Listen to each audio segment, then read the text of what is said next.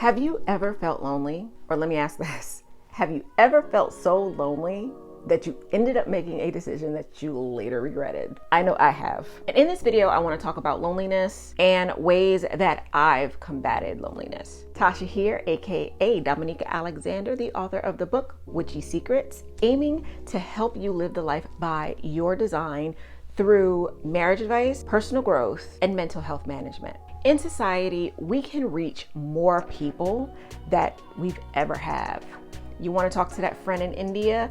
It's as simple as hitting them up on IG or even sending them a Facebook message. But even though it's easier for us to reach more people, we're still more lonely than we've ever been. We still kind of live our life by the likes. I even see it on YouTube where people base their happiness or they base their YouTube success off of how many subscribers they have and how many likes they get for a video. But just because you have a lot of subscribers or even a lot of likes, it doesn't mean that you're not lonely. We worry more about what can we do to get these likes than is the content that we're producing giving any value. Loneliness will even sometimes turn us into people that we don't know. We may have a standard. We may have this ideal type of guy that we want. But because we're so lonely and we want someone in our life, we will sometimes take what we believe is the right person for us and lower that bar a couple of steps just because we want to be with someone, just because we don't want to be lonely anymore. With friends, we'll even start pretending that we're somebody that we're not, just so we can be included. But I said in one of my other videos that to me, it's worse to be around people that makes you feel like you're more alone. And that's how you'll feel if you start pretending to be something that you're not, just to be in the in crowd or just to hang out with these group of people. But in your season of loneliness, this is the time to get to know you. You think that just because you've been living with yourself for, I don't know, however old you are, 17 years, 30 years, 50 years, just because you think that, well, I've been in this body for umpteen amount of years, I bet you still don't know yourself. I bet you still don't know your likes and your dislikes. I bet you still don't know your favorite food. Are you trying to keep up with the people that you're around? Do you say you like seafood because maybe everybody else in your group eats seafood, but you actually hate seafood? Who are you? Can you answer that question? And I hope that you can, because if you are someone who knows their self, you won't be as lonely. When I was separated from my husband, and we were separated for a whole year living in separate places, I could have easily brought someone into my life. Yeah, I know I was still married, blah, blah, blah. But if I was that lonely, I could have done it. But during that time, I decided to work on myself. I decided to figure out who Tasha was when she wasn't mommy and when she wasn't Mrs. And then once I figured out who I was, then I went and figured out, okay, how do I now save my marriage? Because that's what I wanted. I didn't want some random person. I wanted my husband. If you are lonely, don't chase anybody. If you feel like you have to chase somebody, or you feel like you are constantly running behind somebody, maybe you're the one that's always texting, maybe you're the one that's always calling, I would advise you to stop and then run in the opposite direction, because they don't want you. Someone who genuinely wants you and wants to be with you, they're not going to run from you, and you will never have to chase them. If you want to chase something, chase your dreams, chase your goals. Hell, chase a better you, but don't chase anyone. If you're lonely, go back to the beginning.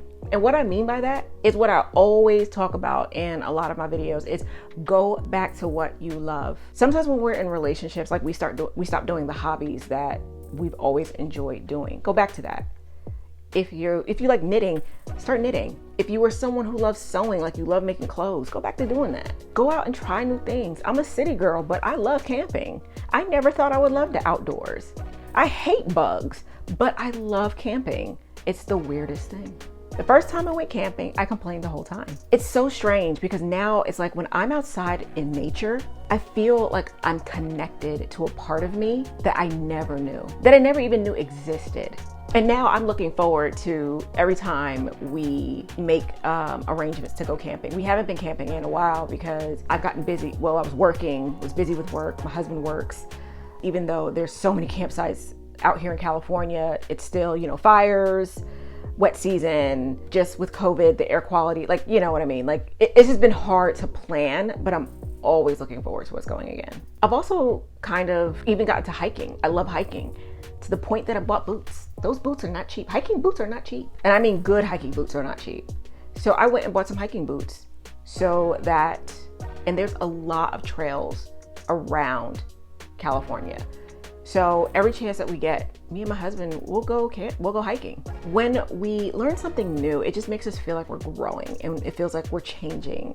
And growing and changing is good. And if anyone tells you that you've changed, be proud of that. Be happy that you've changed, because you don't want to stay the same and go stale. We end up feeling stuck in life because we're not growing. We're not changing. We feel stagnant and we're not progressing. So it's okay to change. Another thing that I do to combat my loneliness is I listen to motivational videos. They really help me. I don't know if you've ever done it. I don't know if it helps you, but it helped me. And I don't look at them all the time. Sometimes I do just listen to them, and they make me feel good. They bring the positivity back into my life. Some of these videos even taught me how to just make a decision, and then once I made that decision, to stick with it. It's okay to change your decision. I'm not saying make a decision and that's it. But what I would do is sometimes I would make a decision and then I would never take a step forward. But some of these videos have helped me not only make a decision, but follow through on that decision, and then know when it's time to pivot and when it's time to, okay, maybe that way isn't the right way, but I'm gonna go this way now. I want to live my life on purpose, with purpose. I don't know if I heard that from somewhere, but I love that. I want to live my life on purpose, with purpose. Some of my best ideas came to me when I was alone, because when I'm around people, I feel distracted. And if I'm working on something, I need to be alone. I feel like more people today are starting to meditate and sit with their thoughts. But I still believe that there's people out there, of course, that don't want to sit with their thoughts, and they don't want to be alone. They even fear being alone. But you have to learn to get comfortable with being with you, with being with yourself. Why would you want to be with others if they still make you feel like you're lonely? I really hope you enjoyed this video. I hope that it brought you some value. Like this video if you like it. If you want more videos from me, or if you want to see more videos from me, please hit that subscribe button and that notification bell. And remember, only you can design the you that you want to be. Thank you guys, and I hope I see you in my next video.